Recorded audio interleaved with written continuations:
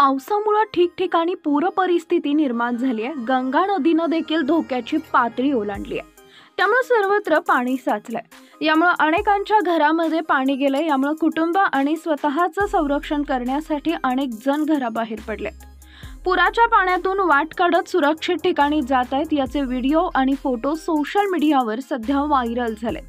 असाच एक उत्तर प्रदेशमधील प्रयागराज येथील पुराचा व्हिडिओ समोर आलाय, ज्यामध्ये पुराच्या पाण्यातून एक कुटुंब नवजात बाळाला घेऊन प्रवास करताना दिसत आहे।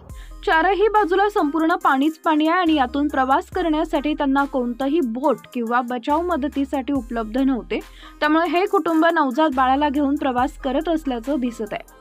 उत्तर प्रदेशमधील पुरातून एक कुटुंब प्रवास करताना दिसत आहे। छाती एवढ्या पाण्यातून दोघं नवरा बायको मुलाला घेऊन प्रवास करताना दिसत आहे। वडिलांनी आपल्या लहान भावाला हातात घेऊन प्रवास केलेला आहे। कुटुंबाचा हा जीवघेणा प्रवास पाहून तुम्हालाही भीती वाटेल। फक्त हे कुटुंब नव्हे तर अशी अनेक कुटुंब या पुराच्या पाण्यातून जीव वाचवण्यासाठी जीवघेणा प्रवास करत आहेत। याचेच व्हिडिओ सोशल मीडियावर व्हायरल होतोय। उत्तराखंडच्या प्रयागराज येथील पावसाची पूर परिस्थिती भयावह आहे।